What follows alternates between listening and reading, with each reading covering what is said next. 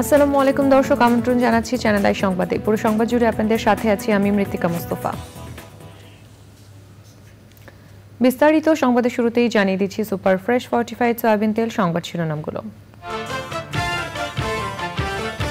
গোপালগঞ্জে গ্রামবাসীর হামলায় স্বেচ্ছাসেবক দলের কেন্দ্রীয় নেতা নিহত, কেন্দ্রীয় সভাপতি সহ কমপক্ষে 20 জন আহত এবং সংঘর্ষ, গাড়ি ভাঙচুর। কক্সবাজারে ভারী বর্ষণে আটকা হাজারো পর্যটক, সাগর থেকে মাছ ধরে ফেরার পথে ট্রলার ডুবিতে 2 জেলের মৃত্যু। বন্যায় ক্ষতিগ্রস্ত কৃষকের জন্য চারা উৎপাদন করছেন ড্যাফোডিল বিশ্ববিদ্যালয়ের শিক্ষার্থীরা, উৎসাহ যোগাচ্ছেন কৃষি বিজ্ঞান বিভাগের একদল শিক্ষক। আগামী নির্বাচনে ধর্মীয় দলগুলোর কোনো জোটের সাথে যাবে না এবি পার্টি, জানালেন সদস্য সচিব। 300 আসনে প্রার্থী দেওয়ার ঘোষণা।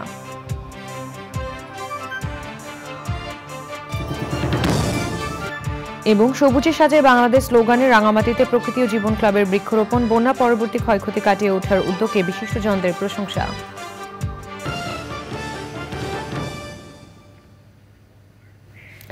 দর্শক, সংবাদ শিরোনামগুলো জানাচ্ছিলাম। এখনকার সংবাদ আয়োজন একই সঙ্গে চ্যানেল আয়ের ইউটিউব চ্যানেল এবং চ্যানেল আয়ের ওটিটি প্ল্যাটফর্ম আই স্ক্রিনে লাইভ স্ট্রিম হচ্ছে। যাচ্ছে বিস্তারিত সংবাদে। গোপালগঞ্জে স্বেচ্ছাসেবক দলের কেন্দ্রীয় সভাপতির গাড়ি বহরে গ্রামবাসীর হামলায় কমিটির ক্রীড়া সম্পাদক শওকত আলী দিদার নিহত হয়েছেন। হামলায় কমপক্ষে 20 জন আহত হয়েছেন বলে জানিয়েছেন গোপালগঞ্জ সদর থানার ওসি। গোপালগঞ্জ প্রতিনিধি আসাদুজ্জামান বাবুলের পাঠানো তথ্যে মোস্তফা মল্লিকের রিপোর্ট। শুক্রবার বিকেল 5টার পর গোপালগঞ্জ সদর উপজেলার ঘোনাপাড়া মোড়ে ঘটে এই ঘটনা। কেন্দ্রীয় স্বেচ্ছাসেবক দলের সভাপতি SM জিলানি শহরের বেদগ্রাম এলাকায় দলীয় পথসভা শেষ করে গাড়িযোগে নেতাকর্মীদের সাথে নিয়ে নিজ গ্রামের বাড়ি টুঙ্গিপাড়ায় যাচ্ছিলেন। তার গাড়িবহরটি জেলা শহরের ঘোনাপাড়া মোড়ে পৌঁছলে শুরু হয় সংঘর্ষ। এক পর্যায়ে সংঘর্ষ ছড়িয়ে পড়ে পুরো এলাকায়। এ সময় কয়েকটি গাড়ি ও দোকান ভাঙচুর করা হয়। সংঘর্ষে শওকত আলী দিদার নিহত হন। SM জিলানি ও তার স্ত্রী সহ কমপক্ষে 20 জন আহত হন।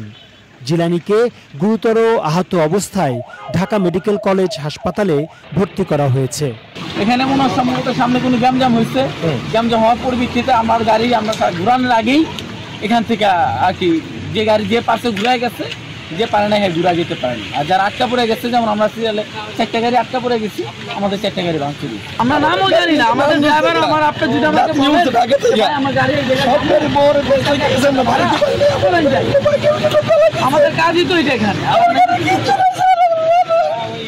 গুরুতর আহতদের গোপালগঞ্জের জেনারেল হাসপাতাল সহ বিভিন্ন ক্লিনিকে চিকিৎসা করা হচ্ছে। ঘটনাস্থলে অতিরিক্ত পুলিশ মোতায়েন করা হয়েছে। Mostafa Mallik, Channel I. মার্কিন যুক্তরাষ্ট্রের দক্ষিণ ও মধ্য এশিয়া বিষয়ক সহকারী পররাষ্ট্রমন্ত্রী ডোনাল্ড লু এর নেতৃত্বে উচ্চ পর্যায়ের একটি প্রতিনিধি দল ঢাকা আসছে আজ। 2 দিনের সফরে প্রতিনিধি দলের সঙ্গে রয়েছেন যুক্তরাষ্ট্রের রাজস্ব দপ্তরের ডেপুটি আন্ডার সেক্রেটারি ব্রেন্ট নেইম্যান। অন্তর্বর্তী সরকার প্রধান হিসেবে নোবেলজয়ী অর্থনীতিবিদ ডক্টর মোহাম্মদ ইউনুস দায়িত্ব নেওয়ার পর এটি মার্কিন যুক্তরাষ্ট্রের উচ্চ পর্যায়ের প্রতিনিধি দলের প্রথম ঢাকা সফর। সফরে 2 দেশের মধ্যে বহুমাত্রিক সহযোগিতার বিষয়গুলো নিয়ে আলোচনা হবে। তবে মূল আলোচনার বিষয় হবে অর্থনৈতিক সহায়তা। মার্কিন প্রতিনিধি দল সফরের প্রথম দিন ব্যবসায়ী প্রতিনিধি দলের সঙ্গে মতবিনিময় করবে। গত 24 ঘন্টায় কক্সবাজারে এ যাবৎকালের সর্বোচ্চ 501 মিলিমিটার বৃষ্টিপাত রেকর্ড করা হয়েছে। অন্যদিকে বঙ্গোপসাগরে সৃষ্ট নিম্নচাপে 6টি ট্রলার ডুবে মারা গেছেন 2 জেলে। ভারী বর্ষণে পাহাড় ধসের ঘটনায় রোহিঙ্গা ক্যাম্প ও কক্সবাজার সদরে নারী শিশুসহ মারা গেছেন 6 জন। জলমগ্ন হয়ে পড়েছে পর্যটন জোন, খোলা হয়েছে নিয়ন্ত্রণ কক্ষ। কক্সবাজার থেকে সরোয়ার আজম মানিকের তথ্য ও ভিডিও চিত্র নিয়ে মিথিলা নাজনীনের রিপোর্ট। কক্সবাজারে বৃহস্পতিবার থেকে শুরু হয়েছে বর্ষণ। এরপর থেকে কখনো মাঝারি, কখনো হালকা, সেই সাথে দমকা ও ঝোড়ো হাওয়া অব্যাহত রয়েছে। জনজীবনে স্থবিরতা নেমে এসেছে। অব্যাহত ভারী বর্ষণে সর্বোচ্চ 501 মিলিমিটার বৃষ্টিপাত রেকর্ড করা হয়েছে। বৃষ্টিতে জলমগ্ন হোটেল মোটেল জোন। হোটেলে আটকা পড়েছেন অসংখ্য পর্যটক। 60 গ্রামের মানুষ পানিবন্দী কক্সবাজারে। খোলা হয়েছে নিয়ন্ত্রণ কক্ষ। বঙ্গোপসাগরে সৃষ্ট নিম্নচাপের প্রভাবে সাগর প্রচণ্ড উত্তাল রয়েছে। মাছ ধরে ফেরার পথে মারা গেছেন এক জেলে। 6টি ট্রলার ডুবেছে। এখনও শতাধিক ট্রলার সাগরে রয়ে গেছে। আমি গত 5 বছর যাবৎ এই ধরনের কক্সবাজারে এত বৃষ্টি কখনো আমার চোখে পড়েনি।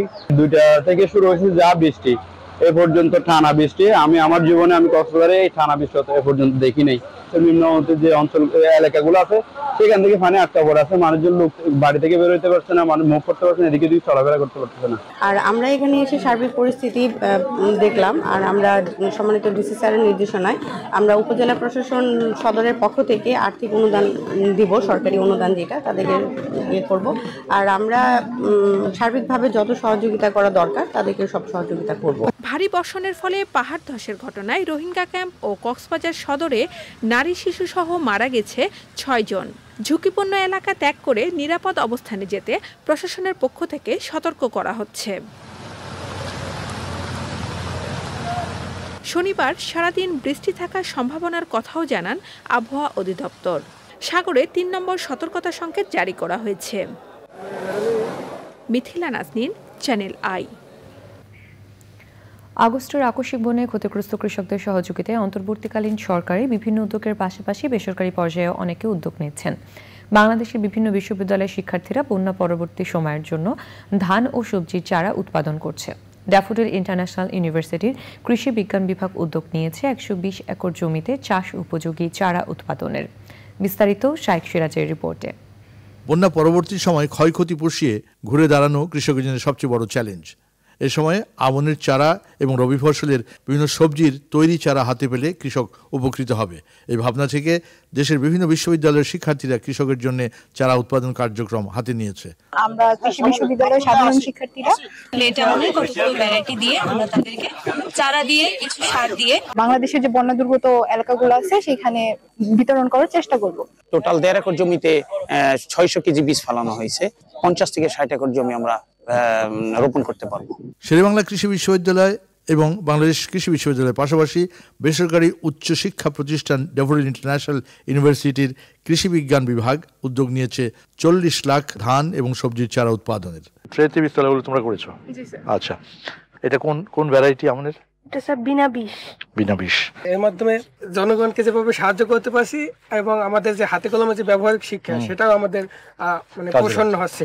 রহিম স্যার খুব সুন্দর একটা আইডিয়া নিয়েছে, আমরা মজা হইতেছি, শিক্ষা হইতেছে হাতে কলমে, যেটা পরে শিখতে হবে এখনই শিখে করতেছি। এটা এ বিষয়ে শিক্ষার্থীদের উৎসাহ জুগিয়ে যাচ্ছেন বিভাগের শিক্ষকরা। তো স্টুডেন্টরা প্রথমে আইডিয়া নিয়ে আসলেও মানে পরবর্তীতে মোটিভেশনটা আমরা ওদেরকে দিয়েছি। তো আমাদের তো ড্যাফোডিল অনেক ছাত্র এবং ছাত্ররা স্বতঃস্ফূর্তভাবে তারা কাজ করতেছে। আর এই ব্যাপারে সর্বত্র আমাদের ড্যাফোডিলের অ্যাডমিনিস্ট্রেশন, আমাদের মিডিয়া ল্যাব বলি, আমাদের ব্র্যান্ডিং ল্যাব বলি, আমাদের সবাই কিন্তু আমাদেরকে হেল্প করতেছেন। পৃথিবীর সংকট মুহূর্তগুলোয় ছাত্র সমাজ, তরুণ সমাজ এগিয়ে আসে। আজকে বাংলাদেশের সংকট উত্তরণ এবং একই সাথে বন্যা পরবর্তী সময়ে যে নতুন সংকট তৈরি হয়েছে সেই সংকট মোকাবিলাতেও বাংলাদেশের বিভিন্ন বিশ্ববিদ্যালয়গুলো এগিয়ে এসছে। বন্যা পরবর্তী সময় ত্রাণ হিসেবে কৃষকদের মাঝে ধান, অন্যান্য শাকসবজি, ফলমূলের চারা বিতরণের একটা উদ্যোগ নিয়েছে, যেটি নিঃসন্দেহে অন্যের জন্য অনুকরণীয়। ঢাকার আশুলিয়ার ড্যাফোডিল বিশ্ববিদ্যালয়ের কৃষি মাঠ প্রাঙ্গণ থেকে শাইখ সিরাজ, চ্যানেল। এ নিয়ে বিস্তারিত প্রতিবেদন প্রচার হবে আজ রাত 9টার সংবাদের পর হৃদয়, মাটি ও মানুষ অনুষ্ঠানে। ইসলামী দলগুলোর মধ্যে নির্বাচনী ঐক্যমত হবে না মন্তব্য করে আমার বাংলাদেশ পার্টি বা এবি পার্টির সদস্য সচিব মুজিবুর রহমান মঞ্জু বলেছেন, আগামী নির্বাচনে ধর্মীয় দলগুলোর কোনো জোটের সাথে যাবে না তার দল। মুজিবুর রহমান মঞ্জু বলেন, নির্বাচনে 300 আসনের প্রার্থী দেবে এবি পার্টি। দলের লক্ষ্য ও চিন্তার সাথে ছাত্র সমাজে মিল রয়েছে বলেও জানিয়েছেন তিনি। তাফিমুল ইসলামের রিপোর্ট। 5ই আগস্ট আওয়ামী লীগ সরকারের পতনের পর অন্তর্বর্তী সরকারকে পূর্ণ সহযোগিতা করে আসছে আমার বাংলাদেশ পার্টি বা এবি পার্টি। সেই সাথে রাষ্ট্র সংস্কার করে যৌক্তিক সময়ে নির্বাচনের দাবির পাশাপাশি সরকারের ভুল সিদ্ধান্তের সমালোচনার কথাও বলছেন দলটির নেতারা। ছাত্র সমাজের লক্ষ্য ও চিন্তার সাথে এবি পার্টির মিল রয়েছে জানিয়ে সদস্য সচিব মুজিবুর রহমান মঞ্জু বলেন, আগামী নির্বাচনে 300 আসনে প্রার্থী দেবে তার দল। আমরা যদি এককভাবে নির্বাচন করি তাহলে আমরা 300 আসনেই প্রার্থী দেওয়ার জন্য আমরা চেষ্টা করব এবং সেই লক্ষ্যে আমাদের অলরেডি কাজ শুরু হয়েছে।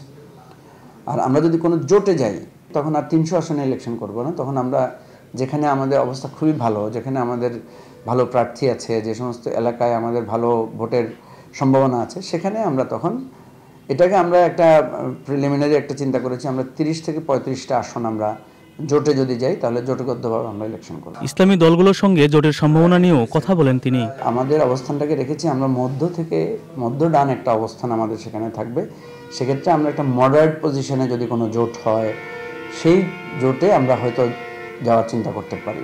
আবার বিএনপি যদি কোনো জোট করে সেটাও আমাদের জন্য একটা অপশন থাকবে, কিন্তু ধর্মীয় দলগুলোর কোনো জোটে আমাদের যাওয়ার সম্ভাবনা কম। গণহত্যা, গণতন্ত্র ধ্বংস, মানুষের স্বাধীনতা হননকারীরা যেন দেশের রাজনীতি করতে না পারে সেজন্য নতুন আইন প্রণয়নের কথাও বলেছেন এবি পার্টির সদস্য সচিব মুজিবুর রহমান মঞ্জু। তাফিমুল ইসলাম, চ্যানেল আই, ঢাকা। সবুজে সাজাই বাংলাদেশ এই স্লোগানে পর্যটন শহর রাঙামাটি সবুজায়নে বৃক্ষরোপণ ও চারা বিতরণ করেছে প্রকৃতি ও জীবন ক্লাব। শিক্ষা প্রতিষ্ঠানে গাছের চারা বিতরণ সহ 15,000 গাছ রোপণের লক্ষ্যমাত্রা নিয়েছে ক্লাবটি। বন্যা পরবর্তী ক্ষয়ক্ষতি কাটিয়ে ওঠার পাশাপাশি জীববৈচিত্র্য ও পরিবেশ সুরক্ষায় নেওয়া এমন উদ্যোগকে স্বাগত জানিয়েছেন বিশিষ্টজনেরা। মনসুর আহমেদের তথ্য ও ভিডিওচিত্রে সাবরিনা হাসানের রিপোর্ট। প্রাকৃতিক দুর্যোগ ও মানবসৃষ্ট নানা কারণে ক্ষতিগ্রস্ত হচ্ছে পার্বত্য জেলা রাঙামাটির প্রকৃতি ও পরিবেশ। এমন পরিস্থিতিতে বৃক্ষরোপণের উদ্যোগ নিয়েছে প্রকৃতি ও জীবন ক্লাব। সবুজে সাজাই বাংলাদেশ এই প্রতিপাদ্যে পর্যটন শহর রাঙামাটিতে বৃক্ষরোপণ কর্মসূচি পালন করেছে প্রকৃতি জীবন ক্লাব। এখানে ফলদ, বনজ, ঔষধি গাছের চারা রোপণ এবং বিতরণ দুটোই করা হয়েছে শিক্ষার্থীদের মাঝে। আমরা যেন সারা বছর ধরে বৃক্ষরোপণ করি, তবে এই সময়টা, এই বর্ষাকালে বৃক্ষরোপণটা হলো উত্তম সময়। সুতরাং এই উত্তম সময় যত বেশি পারি আমরা গাছ লাগানো উচিত আমাদের। এর পাশাপাশি কিন্তু এই বন্যপ্রাণীর আশ্রয়স্থলও কিন্তু এই গাছ। সুতরাং যত বেশি পারি আমাদের লাগাতে হবে এবং বাংলাদেশটাকে সবুজে সাজিয়ে ফেলতে হবে। এমন কার্যক্রমে নতুন প্রজন্ম বৃক্ষরোপণে আরো উৎসাহিত হবে বলছেন সংশ্লিষ্টরা। প্রকৃতি ও জীবন ক্লাব আজকে অনেক বছর যাবৎ কাজ করে যাচ্ছে এবং সফলতার সহিত আমরা তার সুফল পাচ্ছি। অনাদিকাল থেকে প্রকৃতির উপর নির্ভরশীল, এই প্রকৃতিকে বাঁচানোর জন্য এই যে অনন্য উদ্যোগ খুবই অপরিহার্য। সারা দেশে সবুজ বেষ্টনী তৈরিতে প্রকৃতি ও জীবন ক্লাবের উদ্যোগকে স্বাগত জানান বিশিষ্টজনরা। এই ধরনের মহৎ উদ্যোগ আমি মনে করি আমাদেরকে অনেক এগিয়ে নেবে, জাতিকে অনেক এগিয়ে নেবে।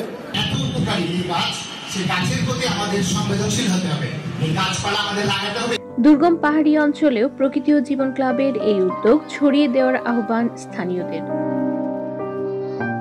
সাবরিনা হাসান, প্রকৃতি ও জীবন ডেস্ক, চ্যানেল আই। দর্শক, এবারে চলে যাচ্ছি বিরতিতে। বিরতির পর অন্যান্য সংবাদের সাথে থাকছে। দর্শক, ফিরে এলাম বিরতির পর। অব্যাহত ইসরায়েলি হামলায় গাজা উপত্যকার আল মাওয়াশিতে একই পরিবারের 5 জন সহ 16 জন ফিলিস্তিনি নিহত হয়েছে। এছাড়া ইসরায়েলি হামলায় 6 জন সাহায্য কর্মী সহ জাতিসংঘ পরিচালিত একটি স্কুলে 18 জন নিহত হওয়ার ঘটনায় নিন্দা জানিয়েছে জাতিসংঘ।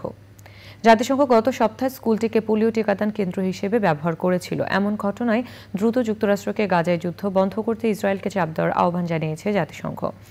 গত 7 অক্টোবর থেকে গাজায় ইসরায়েলি হামলায় কমপক্ষে 41,118 ফিলিস্তিনি নিহত ও 95,125 জন আহত হয়েছে।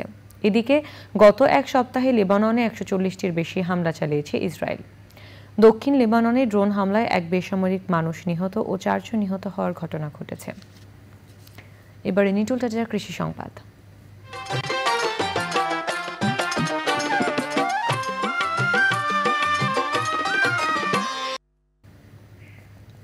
টানা বৃষ্টিতে চাঁদপুর জেলার দুটি সেচ প্রকল্প এলাকায় জলাবদ্ধতা সৃষ্টি হয়েছে। এ কারণে ফসলেরও ব্যাপক ক্ষতি হয়েছে। মৌসুমের এই সময়ে আখ কাটার আগেই ক্ষতির সম্মুখীন হয়েছেন চাষিরা।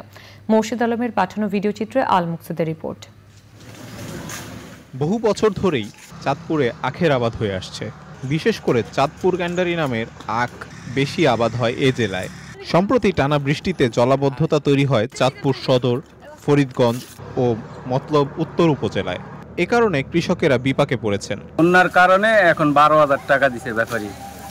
কোলার সব আখ নষ্ট হয়ে গেছে, ঝুলিয়া ফুইয়া গেছে। আখের দামটা কম, মানে কৃষকের জন্য খুব মারের মধ্যে আছে আর কি, বেরিয়ে নিয়ে লসে আছে।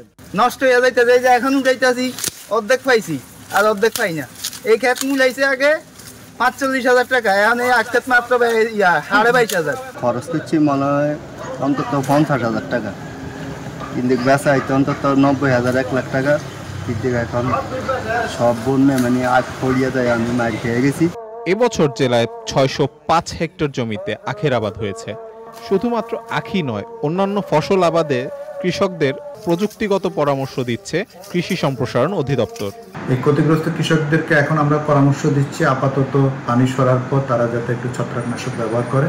পরবর্তীতে আমরা এই জমিতে যাতে অন্য ফসল করতে পারে, বিশেষ করে আগাম রবি শস্য, সেজন্য কিন্তু আমরা তাদের তালিকা তৈরি করছি এবং সরকারকে অবহিত করছি যাতে প্রণোদনার আওতায় তারা আসে। জলাবদ্ধতার কারণে আখ বাজারজাতকরণ নিয়েও দুশ্চিন্তায় কৃষকেরা।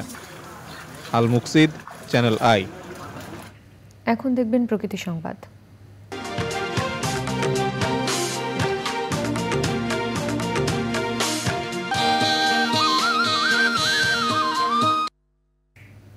মেঘনা নদীর তীব্র ভাঙনের কবলে কিশোরগঞ্জের ভৈরবের বিস্তীর্ণ জনপদ। এরই মধ্যে বসতবাড়ি হারিয়ে নিঃস্ব হয়েছে 20টি পরিবার, কর্মহীন হাজারো মানুষ।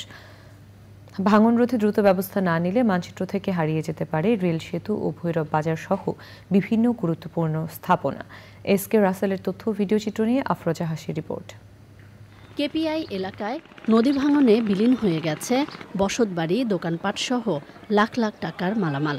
এতে আশ্রয়হীন হওয়ার পাশাপাশি কর্মসংস্থান হারিয়েছেন হাজারো মানুষ। বালু কাটার কারণে আমাদের এই বাড়িঘর ভেঙে গেছে।